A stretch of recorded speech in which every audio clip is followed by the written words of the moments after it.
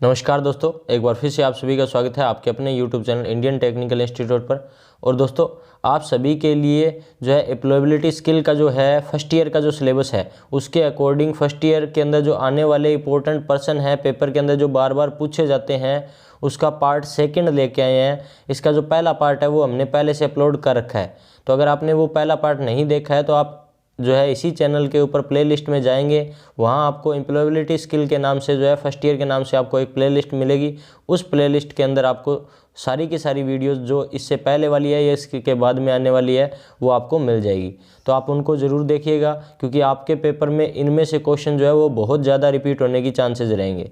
बाकी इसके अंदर जो है अपने निम्मी का जो पर्सन बैंक है उसके अंदर जो इम्पोर्टेंट पर्सन है जो बार बार पेपर में पूछे जा रहे हैं, पीछे के पेपरों में पूछे गए हैं, तो वो अपने लेके आए हैं। तो अभी जो अपने सॉल्व करके देखते हैं जो आपका पहला क्वेश्चन है वो आपको क्या दिया गया है। तो चलिए दोस्तों शुरू करते हैं।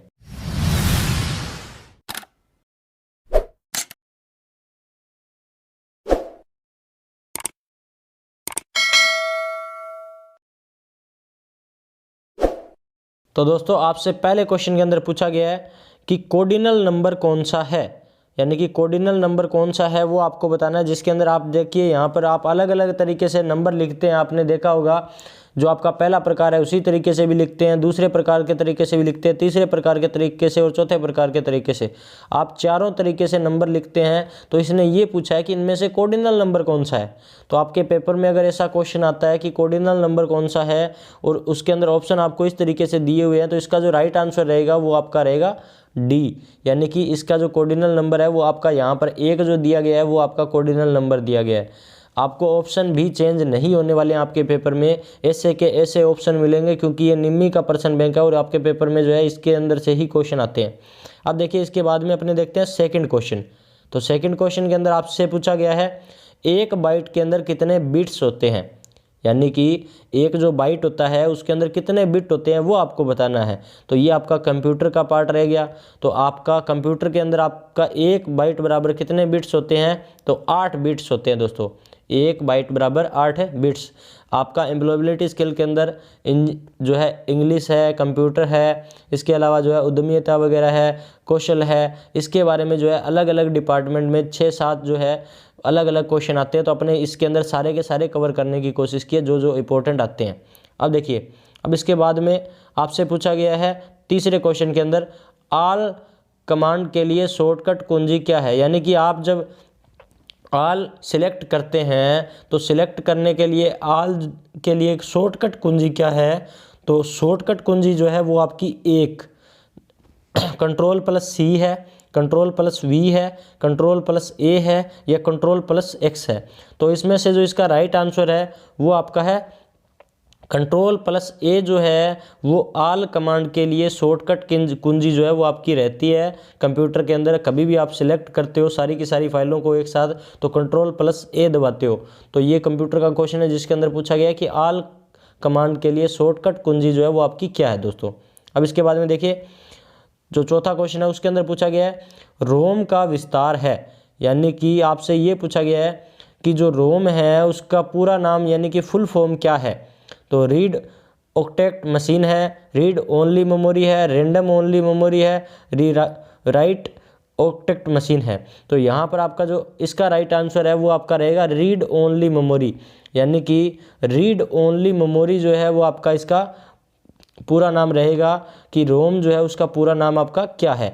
अब इसके बाद में देखते हैं नेक्स्ट क्वेश्चन। तो नेक्स्ट क्वेश्चन के अंदर आपसे पूछा गया है कि सभी हटाई गई फाइलें कहाँ संग्रहित की जाती है। सभी जो हटाई गई जो फाइलें होती है ना, अपने कभी भी जब डिलीट करते हैं किसी फाइल को तो वो सीधा डिलीट होने की बजाय कहाँ जाती है, आधिकारिक फोल्डर में जाती है, सीडी में जाती है, व्यक्तिगत फोल्डर में जाती है या रिसाइकल बिन में जाती है। तो आपको पता होगा कि जब भी आप किसी फोल्डर में से फाइलों को डिलीट करते हैं तो वो सारी की सारी फाइलें कहाँ जाती है, आपकी रिसाइकल बिन में जाती है दोस्तों, यानी कि रिसाइकल बिन इसका राइट आंसर रहेगा। आपके पेपर में अगर क्वेश्चन आता है तो आपको रिसाइकल बिन करना है। आपके लिए बहुत धमाकेदार वीडियो लेके आए हैं। अब देखिए यहाँ पर आपको जो है एक वर्ड दिया गया है और पूछा गया है कि इस वर्ड का अर्थ क्या है, यानी कि आपको एक वर्ड दिया गया और पूछा गया है कि इस वर्ड का अर्थ क्या है। तो काइजाइन का अर्थ है आत्म अनुशासन, निवारक, रख रखाव, या फिर छटाई, या फिर निरंतर सुधार। तो आपको पूछा गया है कि ये जो वर्ड है इसका अर्थ क्या है। तो जो आपको ऑप्शन दिए गए हैं उसमें से जो राइट आंसर इसका रहेगा वो रहेगा निरंतर सुधार। यानी कि किसी भी काम में आप निरंतर अगर सुधार करते हैं तो ये इसका अर्थ है कि आप काम में सुधार करते रहिए। अब इसके बाद में 7 नंबर क्वेश्चन। तो 7 नंबर क्वेश्चन के अंदर आपसे पूछा गया है इशारा तेज और सीधा चलना दिखाता है। यानी कि इशारा जो है तेज और सीधा चलना क्या दिखाता है। यानी कि आप सीधा चल रहे हैं, इसका मतलब ये नहीं है कि पैरों से सीधा चल रहे हैं, इसका मतलब आप जो है कॉन्फिडेंस है, यानी कि बोरियत महसूस कराता है, बचाव महसूस कराता है, आत्मविश्वास या सुरक्षा महसूस कराता है। तो सीधा चलना जो है ये महसूस करवाता है कि आप जो है पूरा का पूरा कॉन्फिडेंस है आपको कि ये जो काम है ये आप कर सकते हैं, तो इसीलिए आप जो है कॉन्फिडेंट रहते हैं। तो इसका मतलब जो है इसका राइट आंसर क्या रहेगा, आत्मविश्वास। यानी कि आपके आत्मविश्वास को दिखाता है कि आप जो है सीधा चल रहे हैं, वो जो है क्वेश्चन आपका यहाँ पे पूछा गया था। अब इसके बाद में नेक्स्ट क्वेश्चन देखते हैं। तो नेक्स्ट क्वेश्चन के अंदर आपसे पूछा गया है रेलवे या फ्लाइट की घोषणा शिक्षक का व्याख्यान किस प्रकार का श्रवण है।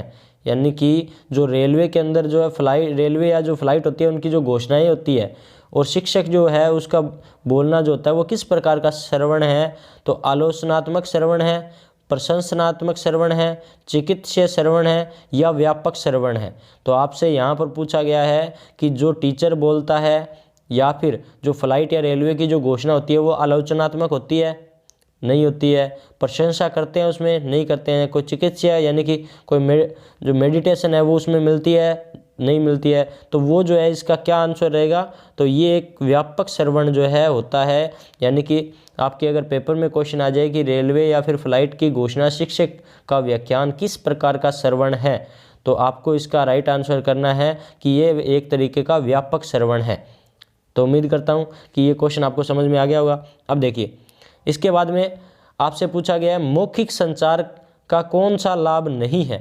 यानी कि मौखिक संचार का कौन सा लाभ नहीं है, आप कौन सी चीज़ जो है ना उसको बोल के जो है एक्सप्लेन करते हैं। तो यह त्वरित है, यह रिकॉर्ड है, यह प्रत्यक्ष है, फीडबैक तत्काल मिलता है। अब देखिए इसके अंदर पूछा गया है कि आप जो बोलते हैं ये कम्युनिकेशन आपका जो है उससे रिलेटेड क्वेश्चन है कि मौखिक संचार का कौन सा लाभ नहीं है। यानी कि मौखिक संचार से कौन सी चीज़ नहीं होती है। तो यह त्वरित है, जी नहीं। अब इसके बाद में यह रिकॉर्ड है, जी नहीं। अब देखिए रिकॉर्ड है क्या, मौखिक संचार का मतलब आप सामने बोल रहे हैं, तो यह रिकॉर्ड नहीं है ना किसी तरीके का, तो इसका मतलब यह एक तरीके का रिकॉर्ड नहीं है। अब देखिए आपसे यहाँ पर पूछा गया था कि जो मौखिक संचार है यानी कि आप सामने जो है किसी के कम्युनिकेशन कर रहे हैं, सामने किसी के बोल रहे हैं, तो सामने जो बोल रहे हैं वो एक तरीके का त्वरित है, हाँ जी हो सकता है। अब इसके बाद में यह प्रत्यक्ष है क्या, तो हो सकता है। ये फीडबैक तत्काल मिलता है कि आप किसी को कोई चीज़ बोलते हैं तो उसका जो है जवाब सामने से जो है तुरंत आपको मिलता है, लेकिन वो चीज़ आप रिकॉर्ड करके थोड़ी बोल रहे हैं, तो ये एक तरीके का मौखिक संचार नहीं है जो रिकॉर्ड करके बोलते हैं। तो ये आपसे क्वेश्चन पूछा गया था। अब देखिए इसके बाद में 10वां क्वेश्चन, एटीएम का उपयोग करने के दौरान ग्राहक द्वारा प्रमाणीकरण खालिस्तान प्रदान करके प्रदान किया जाता है। यानी कि आपसे पूछा गया है कि जब एटीएम जो है उपयोग करने के दौरान ग्राहक द्वारा प्रमाणीकृत खालिस्तान प्रदान करके प्रदान किया जाता है, तो इसके अंदर ये क्वेश्चन पूछा गया है कि एटीएम जब आप यूज़ करते हैं तो आपको क्या चीज़ प्रदान की जाती है, कैश प्रदान किया जाता है, आईएफएससी कोड प्रदान किया जाता है, पिन प्रदान किया जाता है, या केवाईसी प्रदान की जाती है। तो जब आप एटीएम का यूज़ करने के लिए जाते हैं तो आपको पता होगा कि आप जो है पिन जो है उसको आपको दिया जाता है, बैंक के द्वारा भी दिया जाता है। तो ये इसका जो है राइट आंसर है सी नंबर।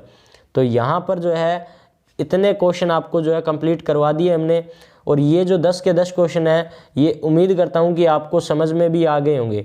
अगर वीडियो आपको अच्छी लगी है तो वीडियो को लाइक कीजिएगा और अपने दोस्तों के साथ में व्हाट्सएप ग्रुप्स के अंदर शेयर कीजिएगा। और आप सभी के लिए इसी तरह की इंपॉर्टेंट वीडियो और इसका जो तीसरा पार्ट है वो जल्द ही अपलोड कर रहे हैं। तो उसको देखने के लिए चैनल अगर आपका सब्सक्राइब होगा तो ही देख पाएंगे। तो यहाँ पर नीचे की तरफ आपको सब्सक्राइब बटन दिख रहा होगा रेड कलर में, तो सब्सक्राइब कीजिएगा और बेल आइकन को प्रेस कीजिएगा, क्योंकि आगे आने वाली वीडियो के नोटिफिकेशन आपको उसी से मिलने वाले। मिलेंगे आप सभी से एक और वीडियो के अंदर, तब तक के लिए जय हिंद जय भारत दोस्तों।